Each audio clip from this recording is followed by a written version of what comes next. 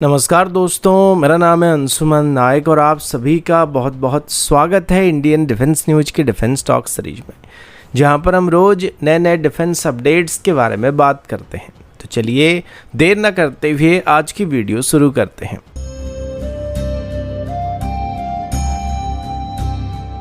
आज की पहली अपडेट इंडियन नेवी और डीआरडीओ की तरफ से है।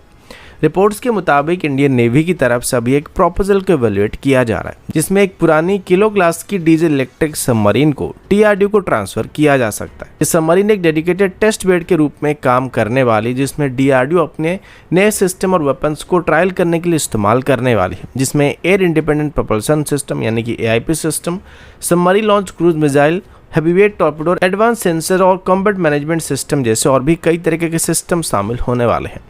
डीआरडीओ का इंडिजिनस एआईपी सिस्टम जो फॉस्फोरिक एसिड फ्यूल सेल के ऊपर बेस्ड करके काम करता है, ये अभी ऑलमोस्ट तैयार हो चुका है, लेकिन एक्चुअल कॉम्बैट ड्यूटी में डिप्लॉय करने से पहले नेवी इसे रियल सबमरीन में इंटीग्रेट करके टेस्ट करना चाहती थी, जिस वजह से अभी तक इसको आईएनएस कलवरी में इंटीग्रेट करने के लिए क्लियरेंस नहीं मिल पाया है। इसी वजह से अभी डीआरडीओ को एक डेडिकेटेड सबमरीन को हैंडओवर करने का प्लान किया जा रहा है, जिसमें इन सिस्टम को सबसे पहले इंटीग्रेट करके टेस्ट किया जाएगा और जिससे रियल वर्ल्ड कंडीशन में इस एआईपी सिस्टम की परफॉर्मेंस को वैलिडेट किया जा सकेगा। इसके अलावा आगे चल के डेवलप किए जाने वाले सबमरीन लॉन्च क्रूज मिसाइल और हेवीवेट टॉर्पेडो जैसे सिस्टम भी इस टेस्ट बेड से टेस्ट किया जाने वाला है, जिससे इनकी डेवलपमेंट प्रोसेस काफी तेज होने की उम्मीद किया जा रहा है। अब वैसे भी किलो क्लास की सबमरीन काफी पुराने हो चुके हैं और जल्दी इनको रिटायर करना स्टार्ट किया जाने वाला है। तो ऐसे में अगर इनको रिफर्बिश करके अगर डीआरडीओ की तरफ से इस्तेमाल किया आता है तो ये एक लो कॉस्ट टेस्ट प्लेटफॉर्म बन सकते हैं, जिसमें आगे चल के किसी भी तरीके की अंडर वाटर वेपन को या सिस्टम को टेस्ट करने के लिए डीआरडीओ इंडियन नेवी के ऊपर डिपेंड नहीं करने वाली है। अगला अपडेट इंडियन नेवी की तरफ से है। इंडियन नेवी की फ्लीट में मौजूद P-8I Poseidon maritime petrol aircraft को भारत के मैरिटाइम सिक्योरिटी का बैकबोन माना जाता है। ये aircraft anti submarine warfare, anti surface warfare और ISR मिशन में बहुत ही इफेक्टिव पाया गया है। लेकिन रिपोर्ट्स के मुताबिक जैसे जैसे चाइना और पाकिस्तान की नेवी अपने वॉरशिप को long range surface missile system से इक्विप कर रहे हैं, वैसे वैसे भारत की P-8I फ्लीट वल्नरेबल होते जा रही है। अब प्रॉब्लम को थोड़ा डिटेल में समझते हैं। P-8I की तरफ से मेनली अभी हार्पून ब्लॉक 2 मिसाइल को कैरी किया जाता है, जिनकी रेंज अप्रॉक्सीमेटली 200 किलोमीटर के आसपास होता है। लेकिन चाइना के टाइप 55 क्लास की डिस्ट्रॉयर या पाकिस्तान के मॉडर्न फ्रिगेट में HQ-9 और LY-80 जैसे सरफेस मिसाइल सिस्टम मौजूद होने वाले हैं, जो कि करीब करीब 200 किलोमीटर के आसपास की रेंज को कवर कर सकते हैं। मतलब अगर P-8I एयरक्राफ्ट को हार्पून मिसाइल को फायर करना है तो उसके लिए एयरक्राफ्ट को दुश्मन की सरफेस मिसाइल रेंज के अंदर जाने की जरूरत पड़ने वाली है। और वैसे भी P-8I एयरक्राफ्ट कोई स्टेल्थ एयरक्राफ्ट नहीं या फाइटर एयरक्राफ्ट नहीं है, जिस वजह से सरफेस मिसाइल सिस्टम के लिए एक ईजी टारगेट बन सकता है। इस प्रॉब्लम को सॉल्व करने के लिए इंडियन नेवी की तरफ से भी P-8I एयरक्राफ्ट को इंडिजिनस लॉन्ग रेंज मिसाइल के साथ इंटीग्रेट करने का प्लान किया जा रहा है, जिसमें अभी 2 सिस्टम पर फोकस किया जा रहा है। एक air launch naval cruise missile होने वाली है और दूसरा naval antiship missile medium range यानी कि NASM-MR मिसाइल होने वाली है, जिसमें निर्भय मिसाइल की एयर लॉन्च वेरिएंट का रेंज अप्रॉक्सीमेटली 1000 से 1500 किलोमीटर तक होने वाली है, जबकि NASM-MR मिसाइल की रेंज 250 किलोमीटर से लेकर 350 किलोमीटर तक होने वाली है, जिस वजह से दुश्मन की सरफेस मिसाइल सिस्टम की रेंज से बाहर रहकर ही टारगेट को एंगेज कर सकता है। इसके अलावा NASM-MR को इंडियन नेवी की future carrier based fighter jet जैसे कि Rafale M twin engine deck based fighter या फिर वर्तमान की MiG-29 के साथ भी इस्तेमाल किया जा सकता है।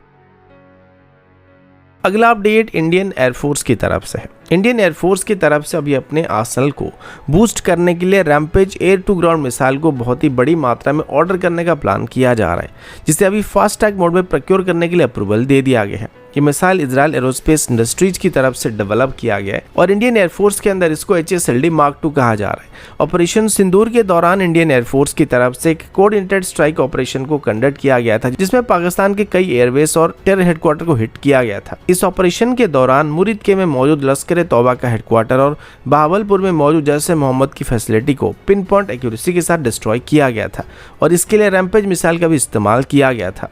रैम्पेज मिसाइल की बात करें तो ये एक supersonic long range precision strike missile है जिसका रेंज लगभग 250 किलोमीटर तक है। ये INS, GPS और इलेक्ट्रो ऑप्टिकल इंफ्रारेड सेंसर के साथ काम करता है जो कि इसे रडार और एयर डिफेंस सिस्टम को इवेड करने में मदद करता है और इलेक्ट्रॉनिक वारफेयर के इसके ऊपर इतना असर नहीं पड़ता है। सबसे बड़ी बात यह कि यह मिसाइल एयरक्राफ्ट को enemy surface to air missile system की कवरेज से बाहर रहकर ही एंगेज करने की कैपेबिलिटी प्रोवाइड करता है। इंडियन एयरफोर्स में रैम्पेज मिसाइल को पहले से ही Su-30 MKI, जगुआर और MiG-29 जैसे एयरक्राफ्ट में इंटीग्रेट किया जा चुका है और नेवी की MiG-29 के फाइटर जेट के साथ भी इसको इंटीग्रेट करने की बात किया जा रहा है। अब इसे फ्यूचर में तेजस मार्क 1 जैसे फाइटर जेट के साथ भी इंटीग्रेट करने का प्लान पर विचार किया जा रहा है। सोर्सेज के मुताबिक ऑपरेशन सिंदूर के टाइम पर इंडियन एयरफोर्स की तरफ से अपनी Su-30 MKI और जगुआर जैसे एयरक्राफ्ट से रैम्पेज मिसाइल को फायर किया गया था और इसकी परफॉर्मेंस को देखने के बाद इंडियन एयरफोर्स की तरफ से अब इस मिसाइल को बल्क में ऑर्डर करने का प्लान किया जा रहा है ताकि हमारी वेस्टर्न और नॉर्दर्न फ्रंट दोनों साइड में long range stand up strike capability को एनहांस किया जा सकेगा।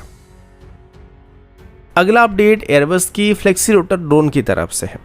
भारत में अभी रिसेंटली एक नया स्मॉल टैक्टिकल VTOL यानी कि वर्टिकल टेक ऑफ और landing capable unmanned aerial system को टेस्ट करने की बात सामने आई है जिसका नाम फ्लेक्सी रोटर बताया गया है। यह ड्रोन एयरबस हेलीकॉप्टर की तरफ से डेवलप किया गया और इसे स्पेशली इंटेलिजेंस, सर्वेलेंस और रिकॉनेंस मिशन के लिए डिजाइन किया गया। ये एक लाइटवेट ड्रोन है जिसका मैक्सिमम टेक ऑफ वेट सिर्फ 25 kg है, लेकिन इसकी खास बात यह कि ये एक ही मिशन में लगातार 12 से 14 घंटे तक ऑपरेट कर सकते हैं। मतलब long duration intelligence gathering mission के लिए इसको सुइटेबल कहा जा सकता है। फ्लेक्सी रोटर को लॉन्च और रिकवर करने के लिए सिर्फ 3.7 स्क्वायर मीटर की एरिया की जरूरत पड़ती है। मतलब इसको आप चाहे तो इजीली लैंड एरिया से टेक ऑफ करा सकते हैं या ऑपरेट कर सकते हैं या फिर शिप की डेक से भी इजीली ऑपरेट कर सकते हैं।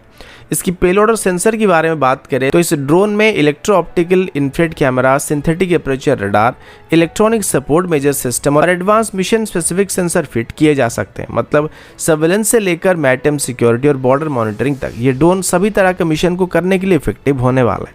फ्लेक्सी रोटर की सबसे इंटरेस्टिंग टेक्नोलॉजी ये है कि ये वर्टिकल टेक ऑफ और लैंडिंग कैपेबिलिटी के साथ आता है, लेकिन साथ ही टेक ऑफ करने के बाद ये फिक्स्ड विंग मोड में स्विच कर सकता है, जिस वजह से एक नॉर्मल प्लेन की तरह फ्लाई करता है और ये दोनों कॉम्बिनेशन इसे बहुत ही एफिशिएंट बनाते हैं। अगला अपडेट विरूपाक्ष AESA रडार की तरफ से है। भारत के Su-30 MKI फाइटर जेट के लिए DRDO की तरफ से अभी एक नया इंडिजिनस एक्टिव इलेक्ट्रॉनिकली स्कैन्ड अरे AESA रडार को डेवलप करना शुरू किया जा चुका है जिसका नाम विरूपाक्ष रडार है। इसके बारे में पहले भी कई बार बात कर चुके हैं। अभी पता चला कि इस रडार को मैन्युफैक्चर करने के लिए अस्त्र माइक्रोवेव लिमिटेड को L1 पार्टनर और भारत इलेक्ट्रॉनिक्स लिमिटेड को यानी कि VL को L2 पार्टनर सिलेक्ट किया गया और अब ये दोनों कंपनी DRDO के साथ मिलकर विरूपाक्ष रडार के डेवलपमेंट और प्रोडक्शन पार्टनर के तौर पर काम करने वाले हैं। ये रडार एक state of the art gallium nitride based system होने वाला है जिसमें लगभग 2400 से 2600 के आसपास ट्रांसमिट और रिसीव मॉड्यूल मौजूद होने वाली है। इसका एंटीना डायमीटर 950 mm का होने वाला और ये 300 से 400 किलोमीटर की दूरी से फाइटर साइज टारगेट को डिटेक्ट और ट्रैक करने में सक्षम होने वाले हैं।